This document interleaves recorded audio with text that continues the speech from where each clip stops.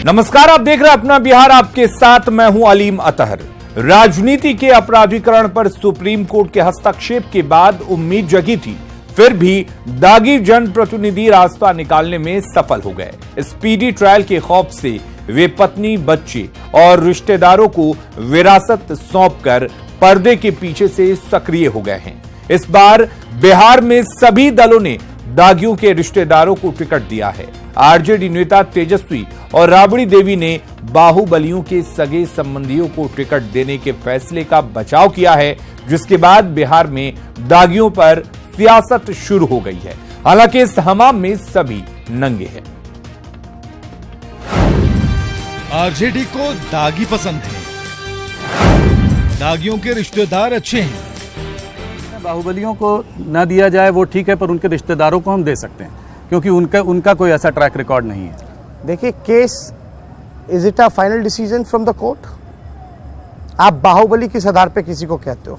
नहीं, वो तो नहीं लड़ सकते ना चुनाव, तो ऑब्वियसली वो नहीं लड़ रहे, ठीक है, लेकिन किसी ने और ने अपराध किया हो तो आप उसके किसी रिश्तेदार को सजा दोगे?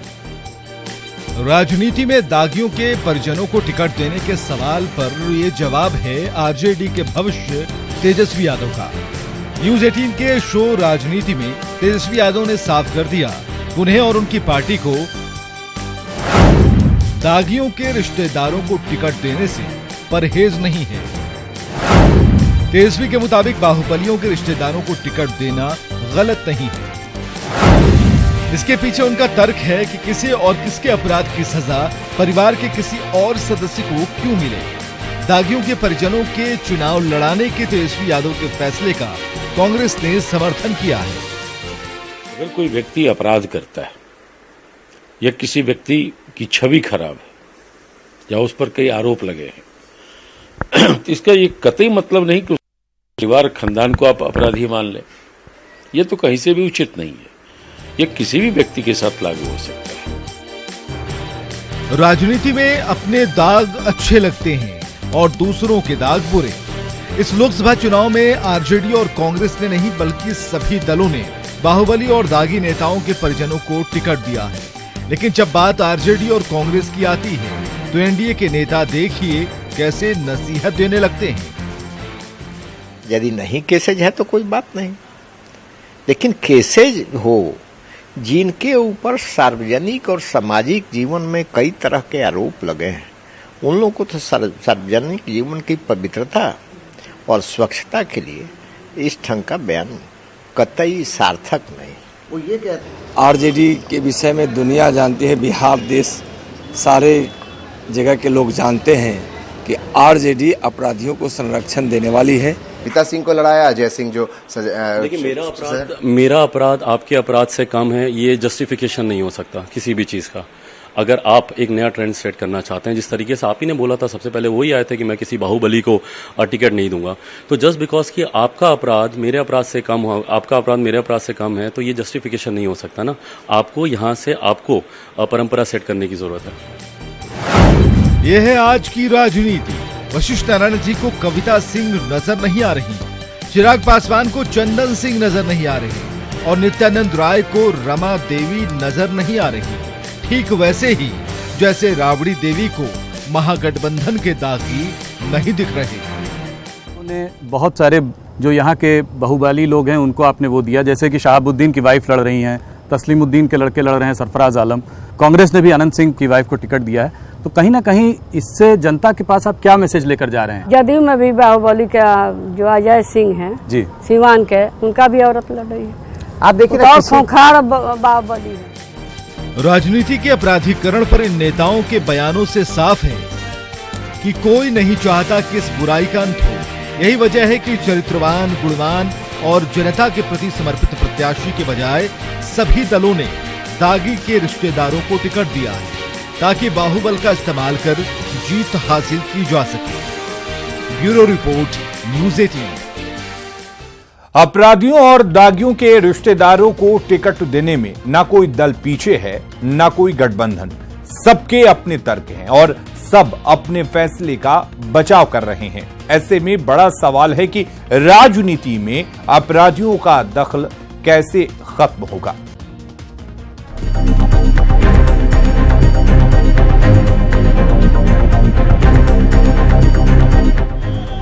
बिहार में 4 बड़े दल हैं, बीजेपी, जेडीयू, आरजेडी और कांग्रेस। बड़े दलों की जिम्मेदारी है कि वो राजनीति में अपराधियों को आने से रोके, लेकिन यहाँ तो सब उल्टा दिख रहा है। जितना बड़ा दल उतने ही ज्यादा उस पार्टी में बाहुबली। बीजेपी के 68% सांसद आपराधिक छवि के हैं। जेडीयू के 50% सांसदों के खिलाफ आपराधिक मामले दर्ज हैं। तो वहीं आरजेडी के 100% सांसद किसी न किसी आपराधिक मामले में आरोपी हैं। 2019 के लोकसभा चुनाव में जब टिकट देने की बारी आई तो सभी ने जमकर दागियों और आपराधिक छवि के नेताओं के रिश्तेदारों को टिकट दिया है। आरजेडी ने महाराजगंज से प्रभुनाथ सिंह के बेटे रणधीर कुमार सिंह को टिकट दिया है। नवादा से रेप कांड में दोषी राजवल्लभ यादव की पत्नी आरजेडी उम्मीदवार है, जिनकी किस्मत ईवीएम में कैद हो चुकी है। सिवान सीट पर शहाबुद्दीन की पत्नी हिना शहाब आरजेडी उम्मीदवार है। सिवान से ही जेडीयू ने बाहुबली अजय सिंह की पत्नी कविता सिंह को मैदान में उतारा है। शिवहर से बीजेपी ने ब्रिज बिहारी की पत्नी रमा देवी को टिकट दिया है। एलजेपी ने नवादा सीट पर बाहुबली सूरजभान सिंह के भाई चंदन सिंह को मैदान में उतारा है। दागी और बाहुबली नेताओं के रिश्तेदारों को टिकट देने में कांग्रेस भी किसी से पीछे नहीं है। कई मामलों में आरोपी अनंत सिंह की पत्नी नीलम देवी मुंगेर से कांग्रेस उम्मीदवार है। सुपौल से बाहुबली नेता पप्पू यादव की पत्नी रंजीत रंजन कांग्रेस की टिकट पर चुनावी मैदान में है। इन बड़े नामों के अलावा कई दागी नेता छोटे दलों के टिकट पर या निर्दलीय ताल ठोक रहे हैं। Bureau report, news 18 network.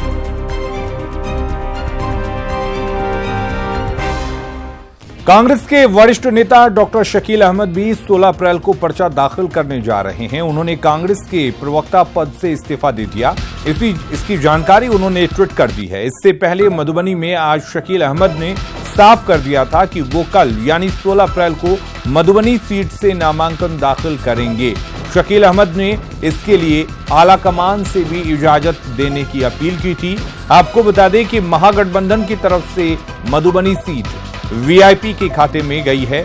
यहां से बद्री पूर्वे नामांकन के बाद प्रचार अभियान को तेज करने की कोशिशों में जुटे हैं।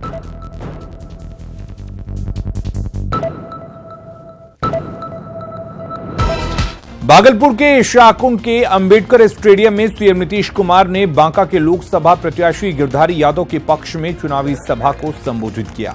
सीएम ने केंद्र और राज्य सरकार की ओर से चलाई जा रही योजनाओं की जानकारी दी। तो बांका से एनडीए उम्मीदवार गिरधारी यादव के पक्ष में चौथी चुनावी सभा संबोधित करने धोरैया के भगवानपुर पहुंचे। सभा को संबोधित करते हुए अपनी सरकार के विकास का मंत्र सबका साथ सबका विकास बताया। साथ ही आरजेडी के शासनकाल को लेकर हमला किया। सीएम ने अपने पार्टी के प्रत्याशी गिरधारी यादव के पक्ष में मतदान कर विजयी बनाने की अपील की। हमने समाज के हर तबके के कल्याण के लिए काम किया। हमने किसी की उपेक्षा नहीं की। मेरा मकसद है कानून का राज कायम रखना और न्याय के साथ विकास, इंसाफ के साथ तरक्की। और न्याय के साथ विकास का मतलब है समाज के हर तबके का विकास। और इधर पशुपति कुमार पारस ने आज हाजीपुर से अपना नामांकन दाखिल किया। इस दौरान उनके बड़े भाई और केंद्रीय मंत्री रामविलास पासवान और भतीजे चिराग पासवान भी मौजूद रहे। पशुपति पारस के नामांकन में काफी भीड़ उमड़ी, जिसे देखकर पासवान परिवार काफी उत्साहित दिखा और जीत का दावा किया।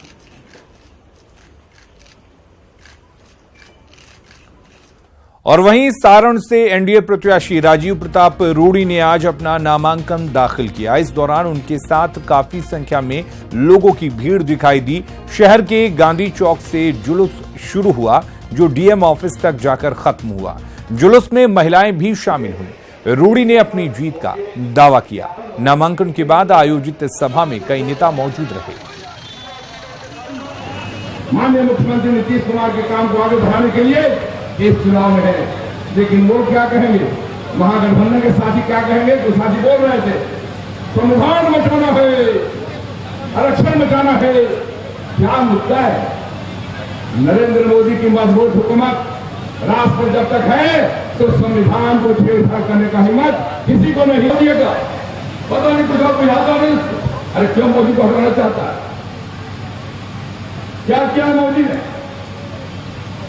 क्या दोष है मोदी का? मोदी का दोष सही है लेकिन गरीब घर में पैदा हुआ। मोदी का दोष सही है ना, तो उसकी मां झूठे बर्तन मांगती थी। अरे मोदी का दोष सही है ना, तो चाय बेचा करता था। मोदी का दोष सही है ना, किसी जाति के घर में पैदा हुआ था। और इन सब लोगों ने मिलकर तय किया है कि इस बार को भारतीय जनता पार्टी और एनडीए का बहुमत जो आएगा उसमें नरेंद्र मोदी को देश का प्रधानमंत्री बनाएंगे। ये हमारा संकल्प हमने तय किया।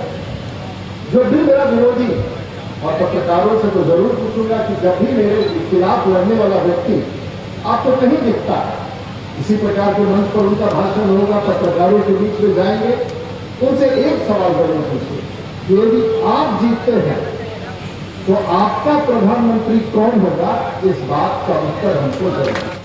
कटिहार के हफलागंज मैदान में झारखंड के मुख्यमंत्री रघुवर दास ने एनडीए प्रत्याशी दुलालचंद गोस्वामी के पक्ष में जनसभा की। जनसभा को संबोधित करते हुए रघुवर दास ने कांग्रेस पर वंशवाद का आरोप लगाते हुए जोरदार हमला बोला।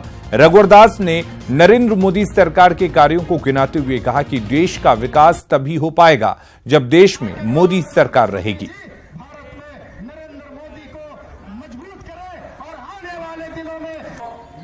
आतंकवादियों को हमारे सेना के जवान ने बुलेट से का जवाब बम से दिया कि सेना पर प्रश्न चिन्ह लिखाने वाले को लोकतंत्र में जनता ने जो देश में छिपा हुआ जयचंद और मीर जाफर के औलाद है, उनको 18 अप्रैल को आपको बैलेट से जवाब देगा। किशनगंज में शत्रुघ्न सिन्हा ने एक चुनावी सभा को संबोधित किया। उन्होंने कांग्रेस के उम्मीदवार मोहम्मद जावेद को वोट देने की अपील की। इस दौरान उनके निशाने पर प्रधानमंत्री मोदी रहे।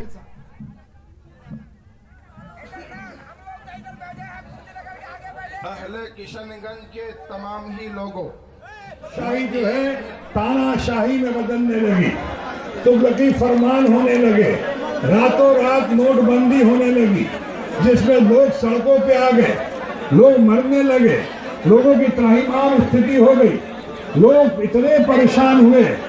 हमारे अपने मजदूर भाई, हमारे छोटे छोटे व्यापार करने वाले, हमारे रेहड़ी वाले, पटरी वाले दुकानदार, डेली वेजेस पे काम करने वाले, जो उनकी हालत हुई वो हमसे देखा नहीं जा रहा था। और इसीलिए सच के आधार पे, सिद्धांतों के आधार पे, उसूलों के आधार पे हमने।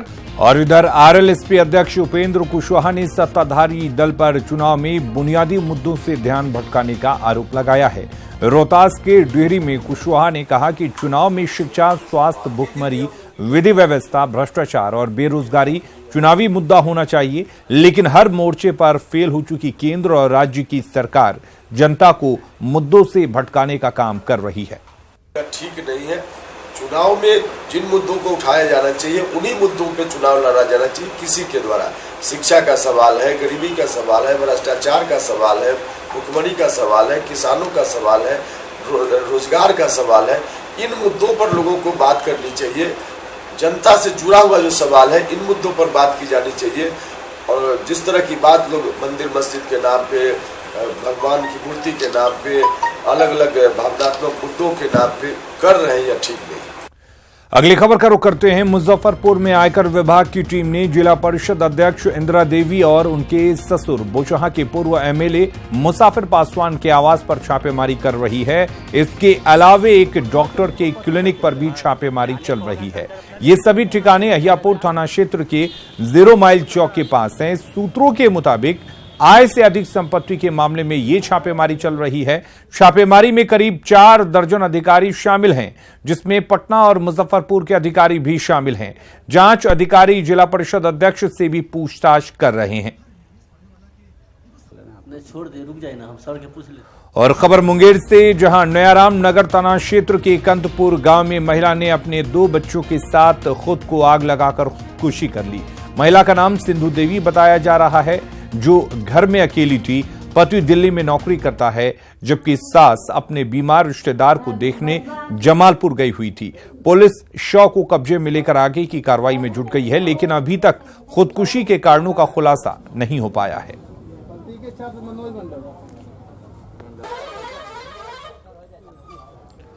मोतिहारी सदर अस्पताल में इलाज के दौरान एक युवक की मौत हो गई। परिजनों ने पुलिस पिटाई से मौत का आरोप लगाया और सदर अस्पताल में जमकर हंगामा किया। साथ ही पुलिस अधीक्षक का घेराव भी किया। बिहार में 3 बच्चों की हत्या से सनसनी मची हुई है, जहां पुलिस जल्द अपराधियों को पकड़ने का दावा कर रही है। वहीं इस मुद्दे पर अब सियासी बयानबाजी भी तेज हो गई है। जहां विपक्ष कानून व्यवस्था के मुद्दे पर सरकार को घेर रहा है, वहीं सत्ता पक्ष के नेताओं का कहना है कि अपराधी बचेंगे नहीं।